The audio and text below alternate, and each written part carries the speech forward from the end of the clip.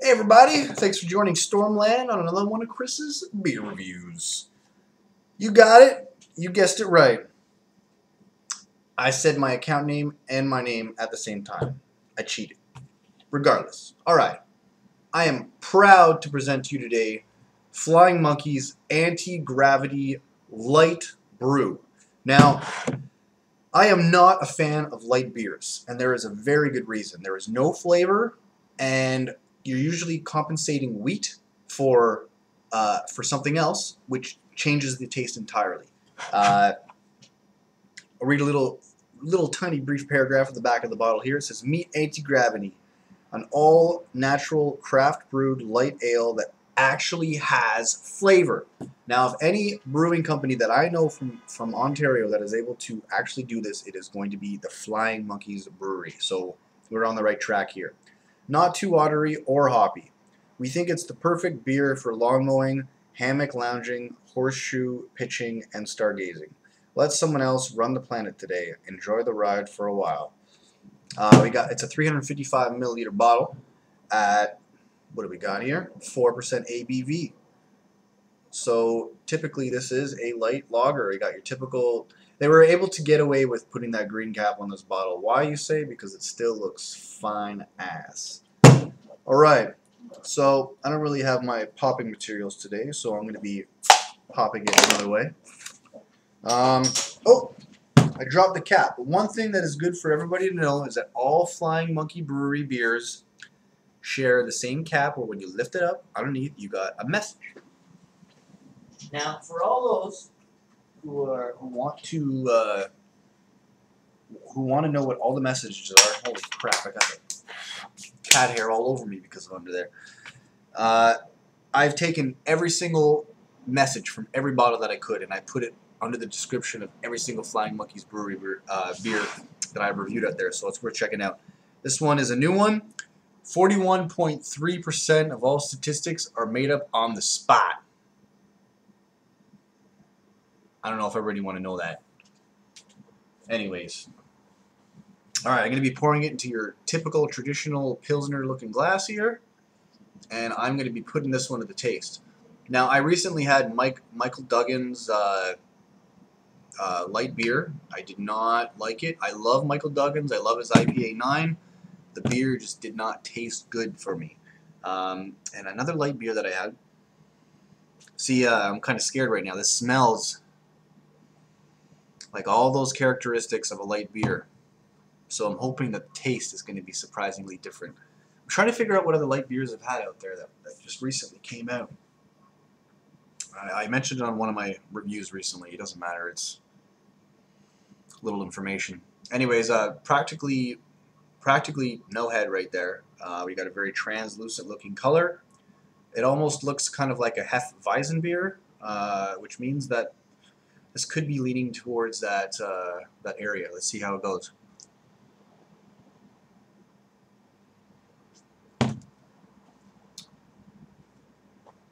I was right. Not about the Hefeweizen direction, but out of all the light beers that I've had, this one does taste the best. It has it goes down very smoothly like any other light tasting beer. But for some reason, you kind of get like a caramel type aftertaste that kind of lingers in your mouth. Kind of like a cross between an Alexander Keith's and maybe a Coors Light. I'm not a fan of Coors Light, but you can see what I'm getting at here. You can see how that would tie in together. Hops, I'm not really picking up on any hops.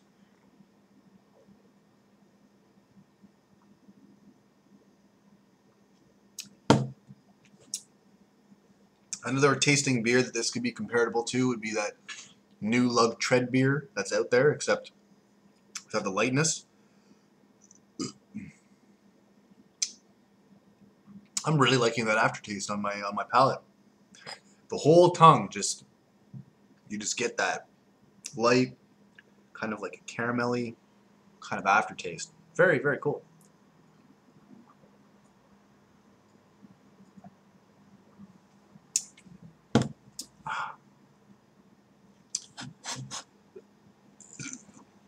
Something tells me that this might have been one of Flying Monkey Brewery beers that are it's probably the maltiest of all their beers. Certainly when I'm picking up on the flavor. And one thing I like about light beers is that I don't have to actually drink the whole glass to give you a rating. So I can keep this one short.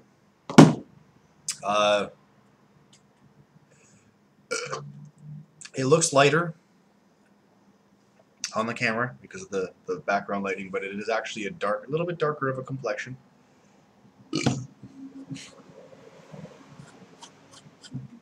There's really not much to it more than what I've explained.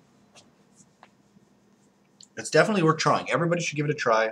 If you're a fan of light beers, go pick up a 6-pack. It is not going to let you down, particularly if you are a fan of light beers. Please listen to those instructions specifically, because you're going to get me wrong if you start reading it the wrong way. Yeah, it's definitely, out of all the light beers that I've had out there, this is the only one that I could say that I could pick up a bottle and drink it if I had to. It's not that bad.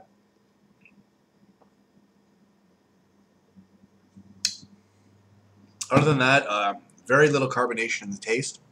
And when I mean light carbonation, I don't mean that it's flatter.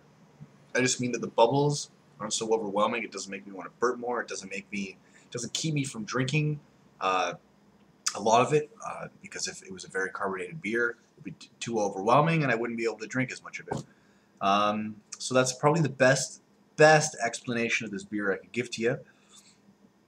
And for a light beer, I'll tell you right now, for a light beer, I'm going to give this the best rating I've ever given a light beer rating in my life.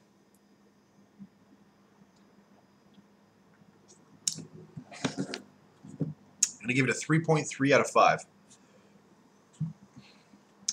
And I actually like that aftertaste. It's not bad. Really coats your mouth. Alright, people. Thanks for joining me on another one of Chris's Beer Reviews. Don't drink and drive, but drink responsibly. Cheers.